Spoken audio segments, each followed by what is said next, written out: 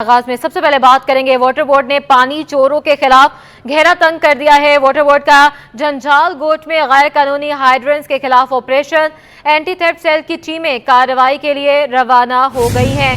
Water board ने पानी चोरों के खिलाफ घेरा तंग कर दिया है।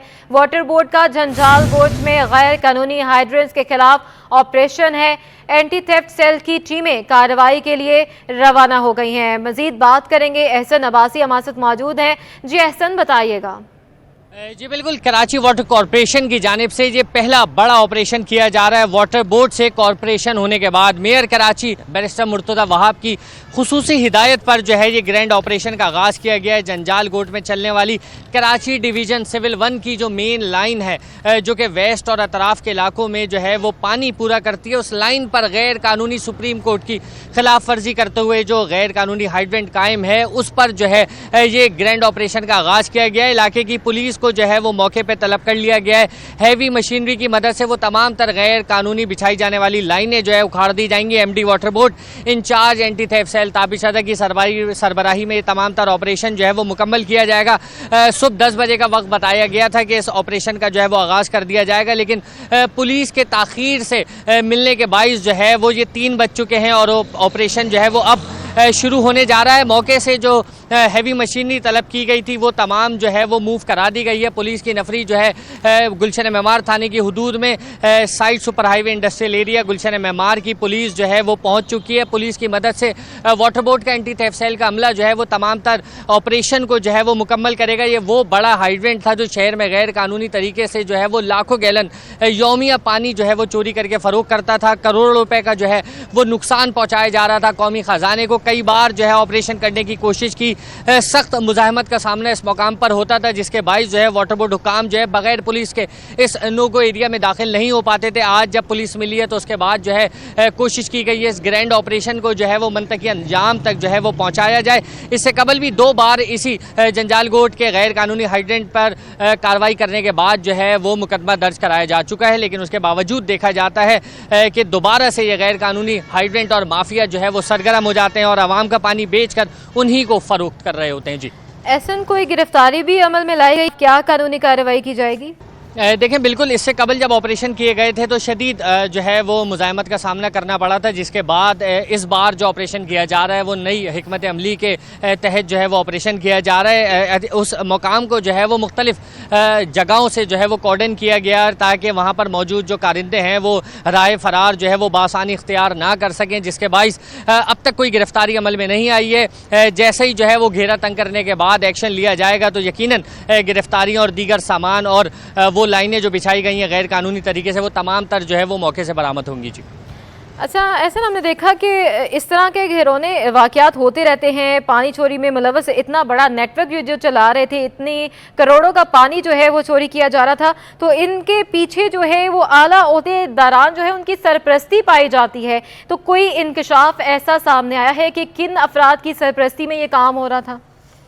देखिए, बिल्कुल एंटी थेफ्ट सेल सूबाई वज़ीर बल्दियात नासिर हुसैन शाह की जानिब से तश्कील दिया गया था। उसकी वजह यही थी कि शहर में जो है वो सुप्रीम कोर्ट के अहकामात पर हर ज़िले में एक हाइड्रेंट को जो है वो लागू किया गया था कि सिर्फ महकमा जो है वो एक ज़िले में एक हाइड्रेंट की इजाज़त दे सकता है। तो उसके बाइस जो है उसको मद्देनज़र रखते हुए 7 ज़िलों में जो है वो 7 हाइड्रेंट के जो है कराची वाटर बोर्ड ने टेंडर किए, लेकिन उसके बाद कानून में तब्दीली हुई, वाटर बोर्ड से वाटर कॉरपोरेशन हो गया। एंटी थेफ्ट सेल को बनाने का मकसद ये था कि शहर में वो तमाम गैर कानूनी जो पानी चोरी की कार्रवाइयाँ हो रही हैं उनकी रोकथाम के लिए जो है वो मौसर इकदाम कर सके, उनका घेरा तंग कर सके। लेकिन देखा यह गया कि शहर के मुख्तलिफ मकामात पर अगर मैं बात करूँ वेस्ट की, कोरंगी की, तो इन अजला में जो है वो ज़्यादातर पानी चोरी की वारदातें रिकॉर्ड की जाती हैं। एंटी थेफ्ट सेल की अपनी रिपोर्ट के मुताबिक जो है शहर में इस वक्त 150 से ज़ायद गैर कानूनी छोटे बड़े हाइड्रेंट जो है वो पानी चोरी करके फ़रोख्त कर रहे हैं। कुछ सब सॉइल की लाइनों के ज़रिए जो है ज़ेर ज़मीन पानी चोरी करके जो है फैक्ट्री इंडस्ट्रियल एरिया सनती जोन में जो है वो फ़रोख्त कर रहा है, जिसकी निशानदेही जो है वो बामुश्किल की जाती है और जब कर ली जाती है तो पीछे से ताकत का इस्तेमाल होता है, वक्ती तौर पे ऑपरेशन नज़र आता है, लेकिन उसके बावजूद जो है वो दोबारा से हरकत में आ जाती है वो माफिया जो पानी चोरी करके फ़रोख्त कर रही होती है। एंटी थेफ्ट सेल अब तक 200 से ज़ायद मुकदमात जो है वो दर्ज करा चुका है, लेकिन वो मुकदमात जो थाने में दर्ज कराए जाते हैं तो यकीनन थाने की नॉलेज में भी ये बात डाली जाती है कि उनके इलाके में जो है ये गैर कानूनी अमल जारी था, जिसके बायस जो है वो वाटर बोर्ड के महकमे एंटी थेफ्ट सेल ने ये मुकदमा दर्ज कराया सरकार की मुदैयत में। वहाँ से बरामद होने वाला सामान जो है वो भी जमा कराया गया। लेकिन उसके बावजूद अगर वो हाइड्रेंट उस इलाके में दोबारा से चलता है तो यकीनन पुलिस की जिम्मेदारी होती है लॉ एंड ऑर्डर और चोरी डकैती की वारदातों की रोकथाम करना, और वो हाइड्रेंट उन मकामात पे दोबारा से अगर एक्टिव होते हैं तो ये पुलिस की कारकर्दगी पे एक सवालिया निशान होता है। कई बार हमने देखा कि एंटी थेफ्ट सेल का अमला जो है वो आला अफसरान की मौजूदगी में जो है मौके पर इंतजार करता रहा और पुलिस की नफरी दस्तयाब ना होने के बायस जो है उसको बगैर ऑपरेशन किए वापस जाना पड़ा। जी ठीक है, बहुत शुक्रिया एहसन अब्बासी हमें अपडेट कर रहे थे। मलिक होकरापार ग्राउंड में सीवरेज का पानी भरने की खबर सिटी 21 पर चली तो टाउन चेयरमैन ने नोटिस ले लिया। जफर अहमद ने ग्राउंड का दौरा करके पानी को जल्द अज जल्द साफ करने की हिदायत कर दी। ताहा मलिक से मजीद तफला जानेंगे। जी ताहा। जी बिल्कुल, शहर कराची में मसाइल का जो है वो अंबार लगा हुआ है। इस वक्त मैं खोकर ग्राउंड में मौजूद हूँ, जहाँ पर जो है वो अगर मेरे पस मंज़र में दिखाया जाए तो पानी जो है वो सीवरेज का गंदा पानी वो कई फुट जो है वो खड़ा हुआ है। इस वक्त मेरे साथ टाउन चेयरमैन जो है वो मौजूद हैं, उनसे मजीद गुफ्तगू करते हैं जिन्होंने सिटी 21 की रिपोर्ट के ऊपर जो है वो एक्शन लिया है। उससे कबल भी वो काम करते रहे हैं। सर मुझे ये बताइएगा कि ये इस मसले पर आप आए हैं, हमारी दरख्वास्त पर आए हैं, और इस मसले के हल के लिए अब क्या किया जा रहा है? इस मसले को उस पर काम शुरू हो गया, 3 दिन हो गए और इस पे हमने काम शुरू कर दिया है। इंशाल्लाह ताला विद इन ए वीक तो ये ग्राउंड खाली हो जाएगा और इसके जो कनेक्टिंग जो लाइनें हैं वो भी इंशाल्लाह ताला उस पर भी काम हो गया। इसका प्लान तैयार है और उसकी एग्जीक्यूशन भी अब हो गई है, काम का आगाज़ हो गया है और विद इन ए वीक इसकी ये बिल्कुल ठीक हो जाएगा और विद इन ए मंथ इंशाल्लाह इस काबिल हो जाएगा कि यहाँ पे लोग तमाम चीज़ों में आमदोरफ्त भी बहाल हो जाएगी। और इसका हमने इन फ्यूचर भी प्लान बनाया है कि इसको इस जगह को फिल करेंगे और इस जगह को ग्राउंड का जो पुराना शेप था इंशाल्लाह ताला उसको भी बहाल करेंगे।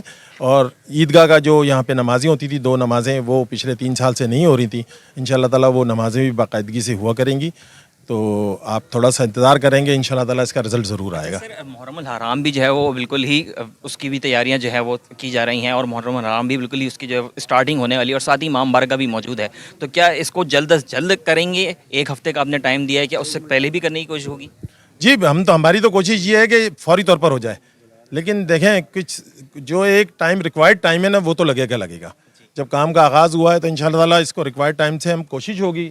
हमारे साथ एक्सीएन भी खड़े हुए हैं, इनकी भी यही कोशिश है कि ये फौरी तौर पर इस मसले को हल किया जाए और हम जो भी टारगेट तय कर रहे हैं वो तो मिनिमम पे ही जाके तय कर रहे हैं, उससे भी कोशिश करेंगे कि एफर्ट्स करके इसको जल्दी करें।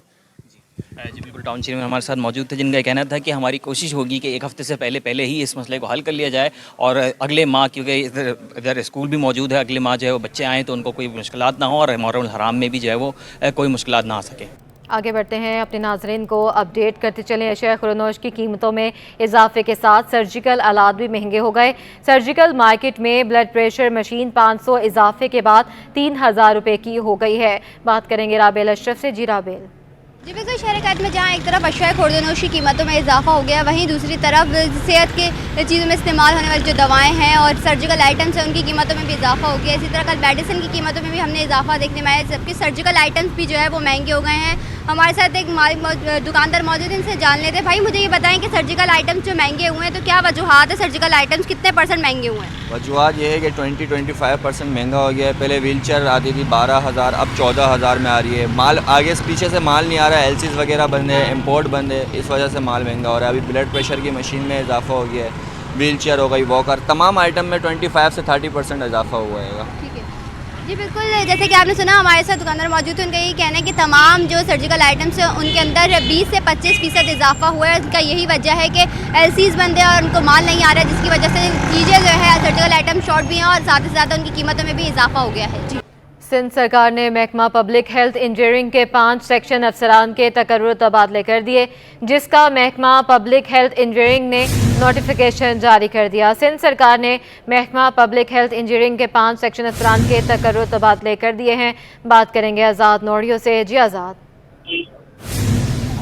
जी बिल्कुल, सिंध सरकार ने महकमा पब्लिक हेल्थ इंजीनियरिंग के 5 सेक्शन अफसरान के तकर्रुर तबादले कर दिए, जिसका महकमा पब्लिक हेल्थ इंजीनियरिंग की तरफ से नोटिफिकेशन भी जारी कर दिया गया। नोटिफिकेशन के मुताबिक सुनील अहमद मेमन को सेक्शन अफसर टेक्निकल दही तरक्की और मोहम्मद एजम को सेक्शन अफसर टेक्निकल दही तरक्की तैनात कर दिया गया है, जबकि सलीम इधर खोकर को सेक्शन अफसर टेक्निकल पब्लिक हेल्थ इंजीनियरिंग और आसफ अली सोलंकी को सेक्शन अफसर जनरल दही तरक्की तैनात कर दिया गया है, जबकि अजहर अली खान को सेक्शन अफसर बजट एवोल्यूशन और मंजूर अली खेबो को सेक्शन अफसर लीगल तैनात कर दिया गया है। आज़ाद ये भी बताइएगा, सिंध सरकार ने डायरेक्टर जनरल हैदराबाद तरक्याती अथॉरिटी मोहम्मद सहेल की तैनाती का नोटिफिकेशन मंसूख किया है।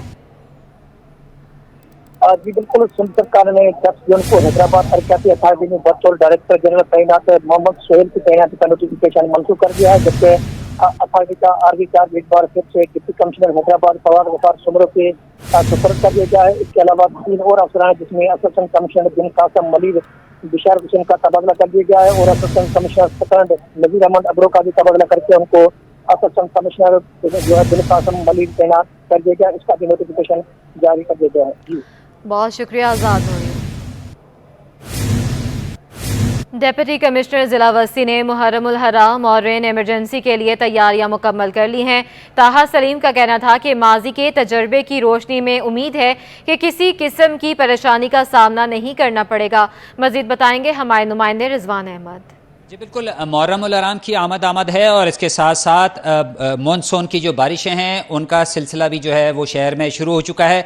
मज़ीद स्पेल आने हैं। इस हवाले से अगर डिस्ट्रिक्ट सेंट्रल की बात की जाए तो डिस्ट्रिक्ट सेंट्रल आबादी के लिहाज से सूबे का सबसे बड़ा ज़िला है। जितना बड़ा ये ज़िला है उतने बड़े मसाइल भी हैं, लेकिन यहाँ की जो एडमिनिस्ट्रेशन है गुज़िश्ता 1.5-2 साल की कारकर्दगी की बात की जाए तो डिप्टी कमिश्नर जो कि एडमिनिस्ट्रेटर भी रह चुके हैं कालिदम DMC सेंट्रल के, उनकी काविशों के नतीजे में काफ़ी बेहतरी हमको दिखाई दे रही है। मुहर्रमुल हराम की तैयारियों के हवाले से क्या इकदाम उठाए जा रहे हैं, हमारे साथ मौजूद हैं डिप्टी कमिश्नर सेंट्रल ताहा सलीम, इनसे बात करते हैं। बहुत शुक्रिया सर। फरमाइएगा, मुहर्रमुल हराम के हवाले से जो कंटीजेंसी प्लान बना है, मुंतखब नुमाइंदे तो अभी ऑन बोर्ड नहीं हो सके हैं, क्या इकदाम उठाए जा रहे हैं? जी बहुत बहुत शुक्रिया आपका। देखें, आपने खुद ही बताया ये मेरा तीसरा मुहर्रम है जिसके अंदर हम तैयारी कर रहे हैं। जब मैं शुरू में भी पोस्टिंग हुई थी तब भी मुहर्रम की आमद थी और हम 2 साल से चीज़ों को देख रहे हैं। तो हमने यही किया कि मुहर्रम ने भी हर साल आना है और उसके अलावा रबीउल अव्वल ने भी आना है, रमज़ानों ने भी आना है। तो हमने मेहनत यही की कि पूरे साल ही कुछ ना कुछ मेहनत करते रहें रोडों के हवाले से, चीज़ों के हवाले से। तो अल्हम्दुलिल्लाह मैं समझता हूँ कि बहुत बेहतर सूरत हाल है डिस्ट्रिक्ट सेंट्रल की। और जब हमारी मीटिंग हुई अभी हमारे उलमा हज़रात के साथ, उन्होंने भी काफ़ी अप्रिशिएट भी किया और अपने मसाइल भी बताए जो कि बिल्कुल यहाँ मौजूद हैं, जिसमें पानी है, सेवरेज है, लाइटों का मसला है। तो अब हम उन पे, सफाई का मसला है, तो उन सारी चीज़ों पे हम काम कर रहे हैं। कहीं पे रोड कारपेटिंग का भी है, तो मानसून की वजह से शायद वो बहुत ज़्यादा ना हो पाए, लेकिन ये है कि जितना हो सकेगा वो भी कराएंगे।